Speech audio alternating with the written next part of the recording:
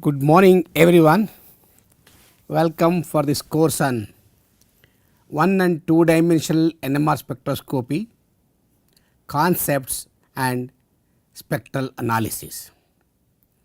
I am Professor Swayam Prabha. I served at Indian Institute of Science for nearly 44 years and superannuated as a professor and chairman 2 years back. Currently, I am holding CSIR Emeritus Scientist at SSU. Now, let us start by asking in this course what I am going to offer for you. What is that you are going to learn in this course?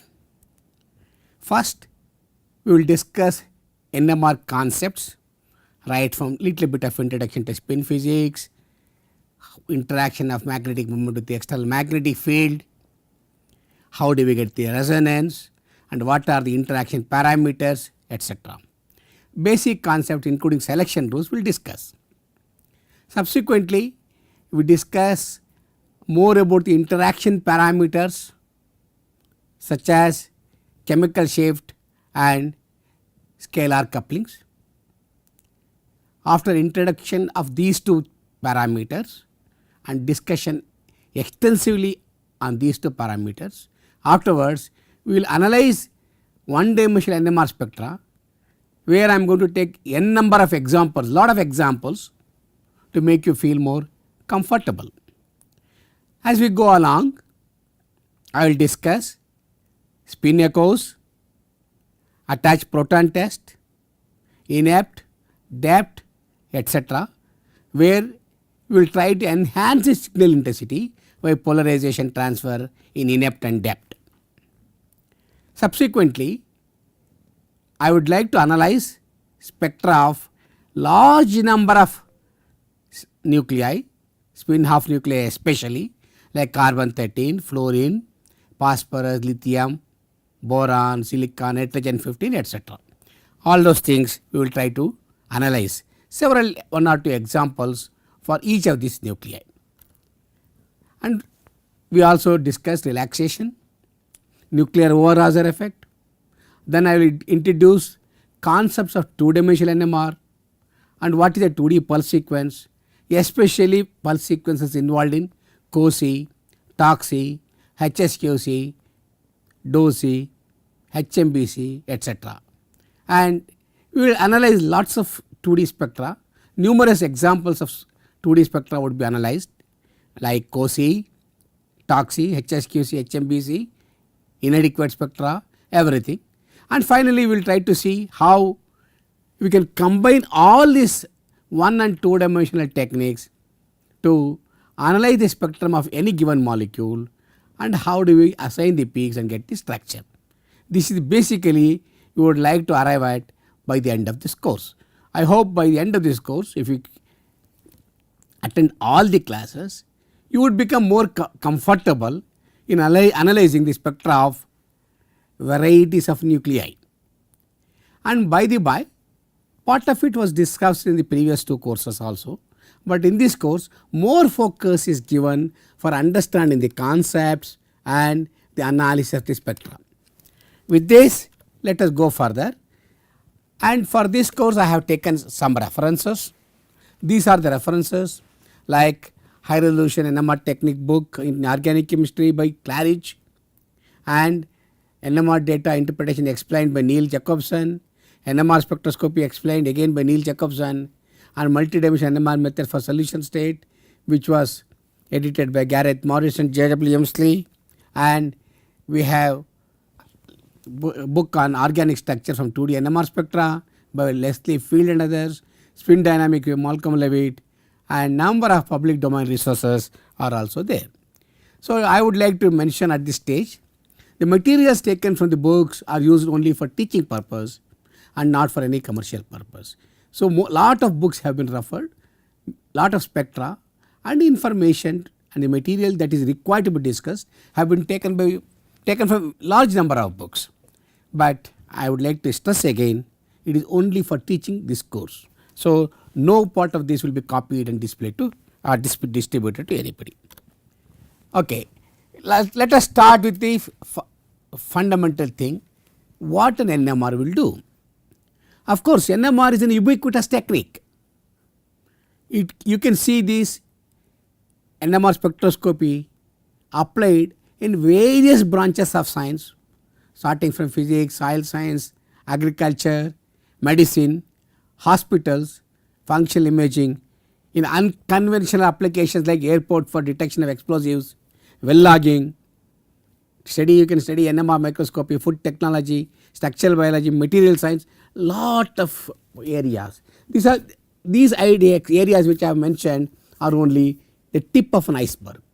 Nowadays, you can see almost the utility of NMR spectroscopy in every branch of science, even in engineering applications. So, it is a very, very powerful and a ubiquitous technique. Now, when I say it is a ubiquitous technique, we can ask a question, what makes NMR a ubiquitous technique? What is that which makes it so powerful?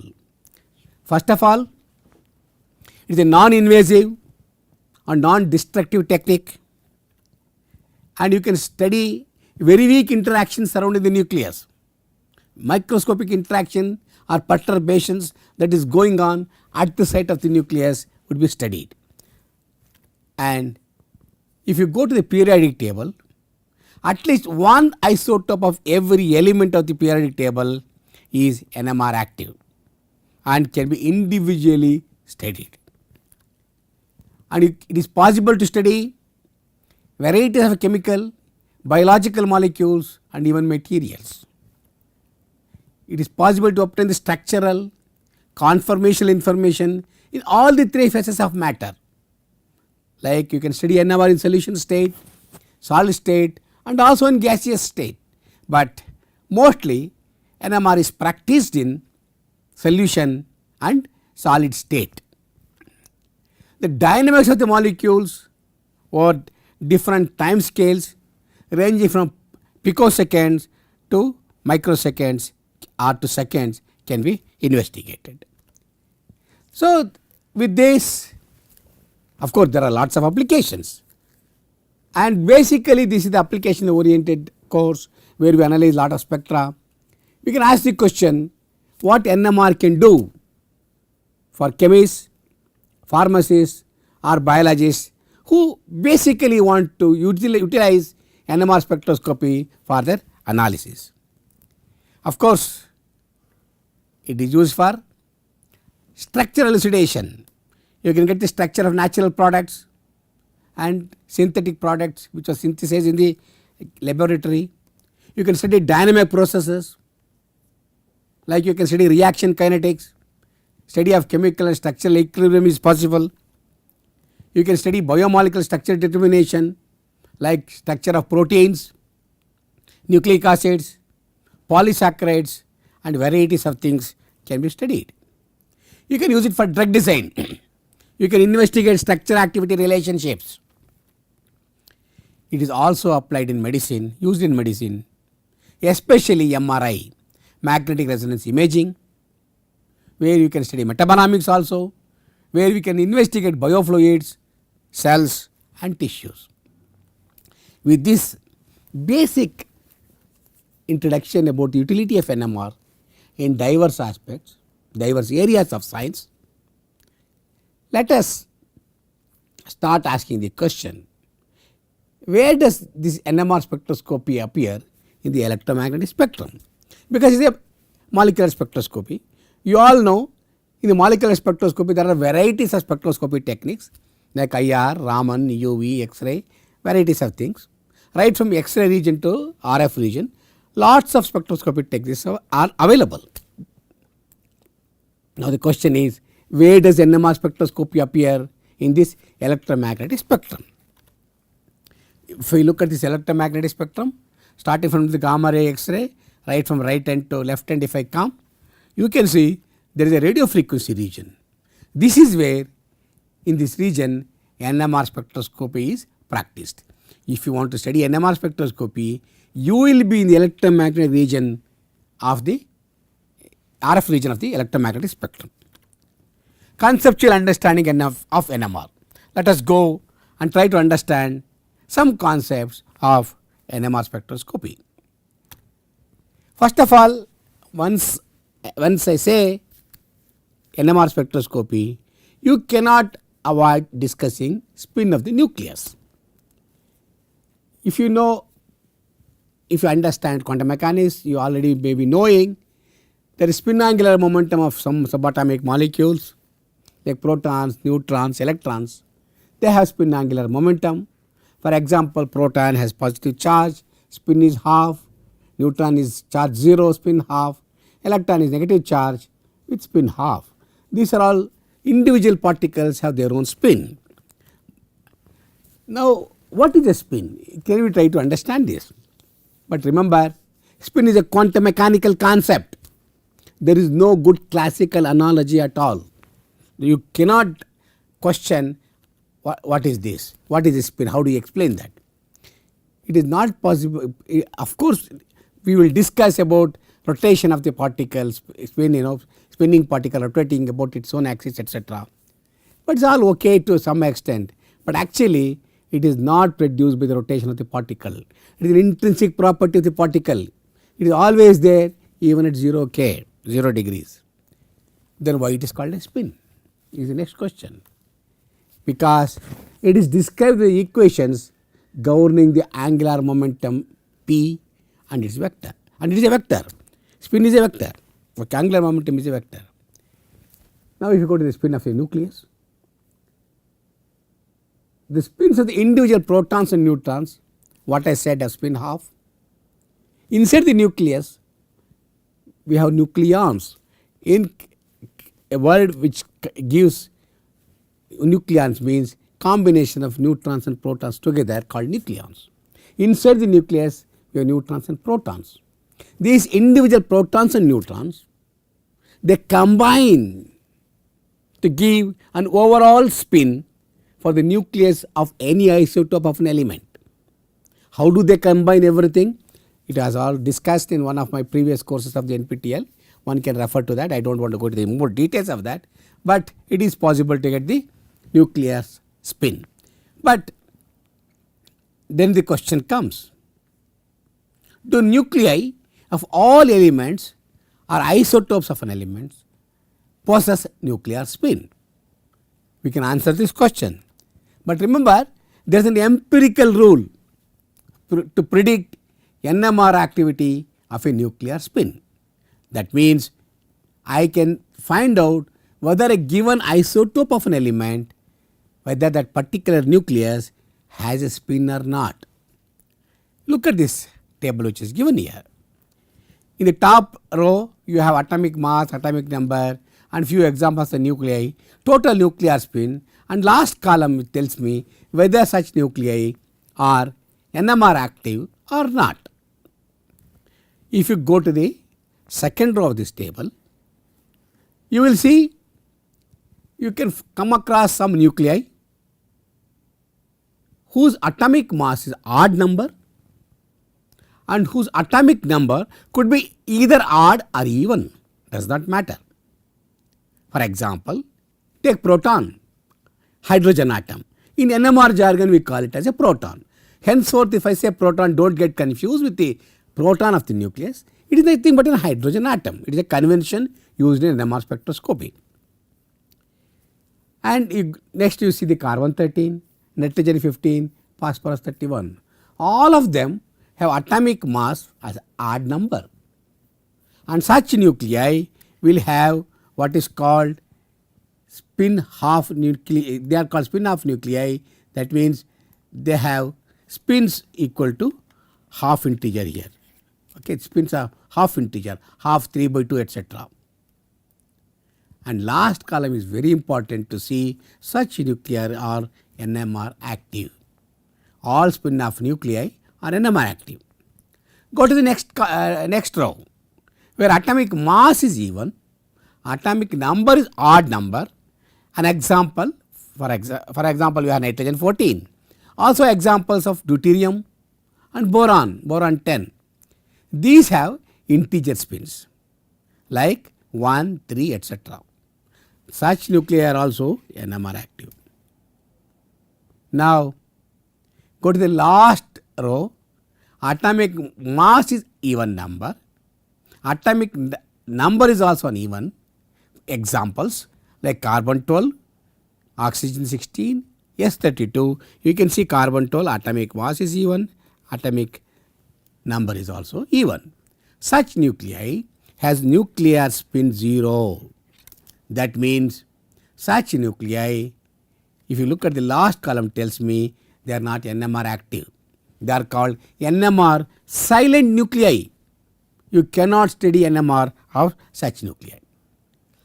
Now we have, I said, half integer spins and spin 0. Let us see spin half nuclei. Spin half nuclei have a charge distribution which is spherical in shape, and their behavior is easy to understand, and we call such spin half nuclei as a dipole, as if it has two poles of a magnet. It can be treated like a tiny magnet. So they are called dipoles.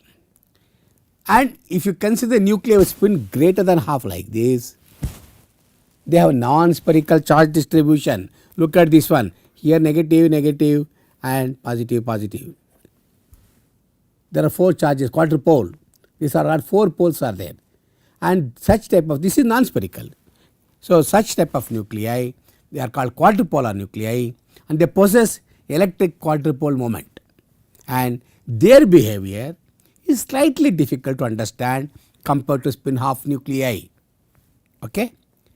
Now with this, let me introduce to you something about what is called a spin quantum number and a magnetic quantum number. This is a very important concept. You require to understand this to know the concept of NMR.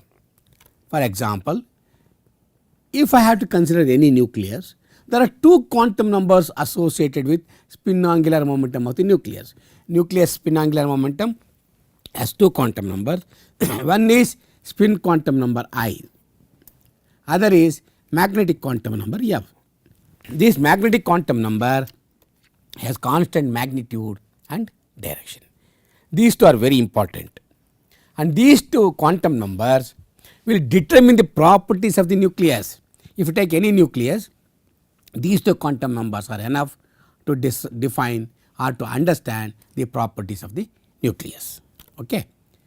Now we can also talk about the magnitude of this nucleus spin angular momentum, which is given by spin quantum number I. The angular momentum, if I consider its magnitude, is given by, in terms of I, spin quantum number, by a simple equation which is P is equal to h cross root of I into I plus 1. Do not worry about how we derive everything. It is just an equation I am giving you. Please take it. What is h? Of course, we all know h is a Planck's constant, which is divided h divided by 2 pi. H cross is equal to h divided by 2 pi. Now the z component of the spin angular momentum is quantized in a given magnetic field. It is always quantized. You all know in quantum mechanics, quantization, etc. So z component of the spin angular momentum P is given as Pz is equal to m into h cross. Okay. What is m now? M is called the magnetic quantum number. Okay. M is a magnetic quantum number which is related to spin angular momentum, z component of the spin angular momentum. Now the magnetic quantum number m in turn depends on what is called spin quantum number I. I told you about spin quantum number and I told you about m. They are all related to spin angular momentum P. Now the magnetic quantum number m is related to I, and it takes the values from minus I to plus I in steps of 1. For example, if I take I is equal to 0, y equal to 1, it starts from minus 1, add 1 0, add 1, it will become plus 1. So that means it has 2i plus 1 possible orientations. For example, I consider nucleus spin half nuclei. That is what we are going to deal with most of the time. As I said, there are 2 possible orientations because it takes the value from minus I to plus I. If I is equal to half, it is minus half, then add 1 for it, it will become plus half. So that means spin half nuclei have only 2 possible orientations, okay, and go to the spin 1 nuclei. There are 3 orientations. I is equal to 1, start with minus I, that is minus 1, 0 and plus 1. If you go to 3 by 2 nuclei, spin 3 by 2, there are 4 possible orientations, which is given by minus 3 by 2, minus half, plus half and plus 3 by 2. Start with minus I, I is equal to 3 by 2, minus I minus 3 by 2 plus add 1 becomes minus half, add 1 becomes plus half, add 1 more becomes 3 by 2. So for spin 3 by 2, there are 4 possible orientations. Like this you can work out for the spin of any given nuclei what are the possible orientations, okay. The quantization direction the magnetic quantum number, especially for m is equal to I, which mi, which for mi is equal to half. Now there are 2 possible orientations I said for mi, which is m is equal to half. When it is plus half, the spin angular momentum orients in the direction of the field. When mi equal to minus half, it orients opposite to the direction of the field. There are 2 possible orientation. This is the magnetic field. For m is equal to plus half, the orientation is like this. M is equal to minus half, the orientation is like this. And there are only 2 possible orientations.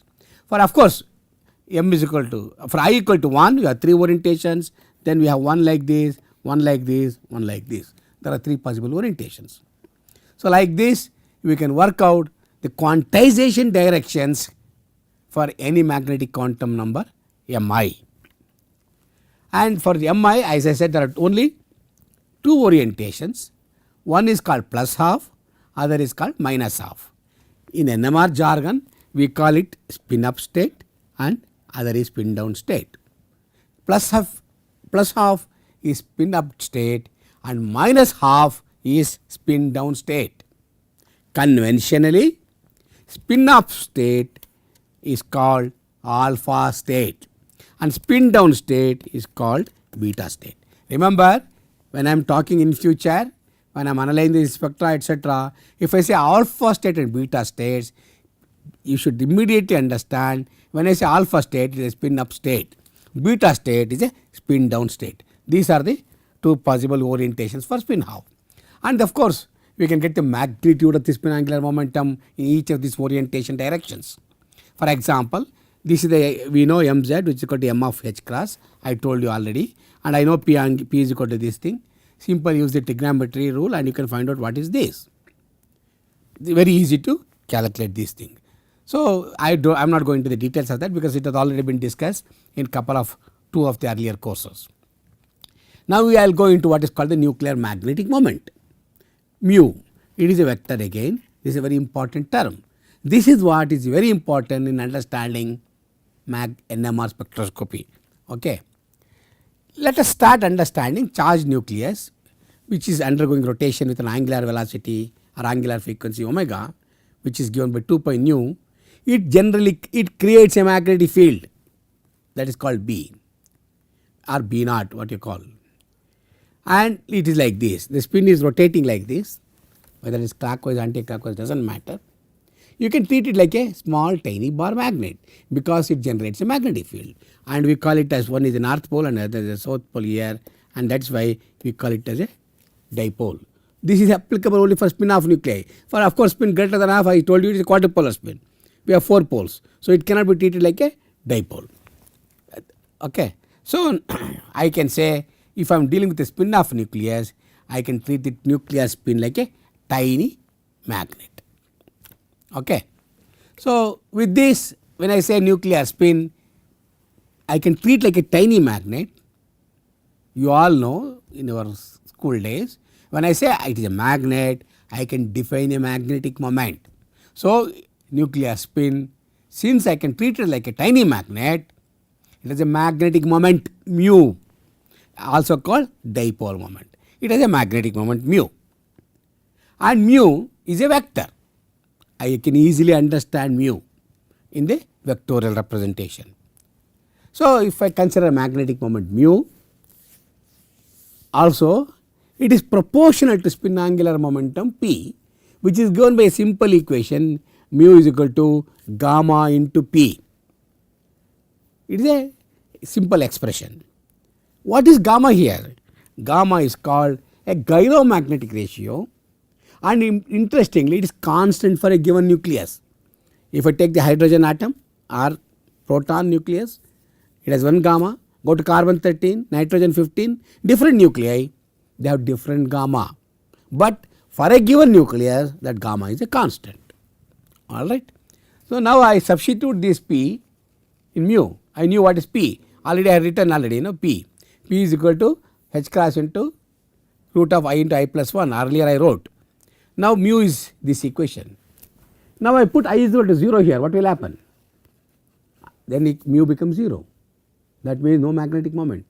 So that means if nucleus has no spin, it has no magnetic moment. Since magnetic moment is very important, as I go ahead further I will tell you, in understanding the concept of NMR, interaction of the magnetic moment with the external magnetic field is a criterion to see NMR spectroscopy. If mu is 0, no NMR. That means if I is 0, no magnetic moment. When there is no magnetic moment, there is no NMR spectroscopy. That is the reason why in the table I told you, for the nucleus with even atomic number and even atomic mass, I was 0, and I said such nuclei are NMR silent nuclei. That is what it is. Because of this, they have no magnetic moment and they cannot interact with the external magnetic field. Now if I come to the gamma, gamma value is constant for a given nucleus, and different nuclei have different gamma, and it is a simple SI unit. It is given by gamma is given by some number into Tesla per radian, for some value it is given, and it is radians per second per Tesla. Okay. For example, if you take proton has a value 26.753 into 10 to the power of 7 radians per Tesla per second. If you go to the carbon 13, gamma is nearly 4 times smaller. Instead of 26, it is 6.728 into the 10 to the power of 7 radians per Tesla per second. Okay. So with this, we will now try to understand how the nuclear magnetic moment interact. Okay. How the interaction of different nuclei is taking place in the magnetic field, or in other words, how the magnetic moments do interact in an external magnetic field. This concept is very, very important. And before that, I want to tell you what is a gyromagnetic ratio. I said it is a constant for any given nucleus. Fine. This can be also worked out, and gamma is given by a simple equation, which is gamma is equal to e to the power E over 2 into mc. E is the charge and m is the mass. Of course, E is the velocity of light, we know. Nuclei with higher mass have lower gamma. Look at this, mass is in the denominator. That means as you go to higher and higher, heavier isotopes, gamma becomes smaller and smaller. That means if you understand that among all the stable isotopes of all the elements of the periodic table, proton has the lowest mass and has highest gyromagnetic ratio. That is the important concept. Remember, all the NMR active nuclei, if you consider, the one which has the highest gyromagnetic ratio is proton compared to any other nuclei. So now the question is, we will understand what is the difference between proton and carbon 13. Both are spin half nuclei, that is spin quantum number is a half. Then magnetic quantum number is minus half and plus half. Then what is the difference? Both are same. The difference comes in gamma. If you look at gamma, gamma is equal to E over 2 to the power of mc. Now m is different. As a consequence, what happens? Mu is different. Gamma is different, so mu is different. So mu is equal to gamma into P. So although both proton and carbon 13 have the same quantum spin quantum number I, same magnetic moment I, magnetic quantum number m, their magnetic moment I is different. These two have different magnetic moments. That is why different nuclei have different magnetic moments and they can individually studied. So, all nuclei with different gyro-magnetic ratio can be individually studied. That is the beauty. Because if you go to the periodic table, there are so many elements in the periodic table. Many of them or all of them are at least one isotope of each of the element is NMR active. That means every element of the periodic table can be individually studied by NMR. Okay, these are the characteristic properties of some selected nuclei. I have given here most important. Look at the proton and its abundance and spin and finally gamma. This is the one which has the highest gamma. As you keep going down here, you can see different natural abundance is there, spins are different, and then magnetic moments are different. And this is just for the information. So, commonly investigated nuclei in chemistry and biology are proton, carbon, nitrogen, phosphorus and fluorine. All of them are interestingly spin half nucleus. Very easy for us to understand. They are spin half nuclei, easy to understand. Whereas, if you want to study, go to inorganic chemistry or material science, we study boron, aluminum, O17, etc. They are all spin greater than half. Of course, silicon is S29, Si29 spin half, but other nuclei have spin greater than half. So, these are all the things. With this, and now the time is up, what I am going to do is this general introduction with what I have given today, just now. We will stop here. Next time next class I am going to discuss about Zeeman interaction. Basically what I try to tell today is I introduce the concept of the spin quantum number, magnetic quantum number, possible orientations of the magnetic, the quantization directions for different Mi, for different M, which depends upon spin quantum number I. For example, spin I is equal to half. We have two possible orientations. One is plus half and minus half. Plus half orients in the direction of the field and minus half orients in the direction opposite to the field. Okay. And then different nuclei has a different gamma. As a consequence, there are different magnetic moments. So, they can be individually studied. This gamma has a particular unit which is radians per Tesla per second. Then different nuclei has different gamma. Although I is same, M is same for different nuclei, but gamma makes them different. As a consequence, different nuclei can be individually studied. So, with this I am going to stop here. We will come back and continue in the next class. Thank you very much.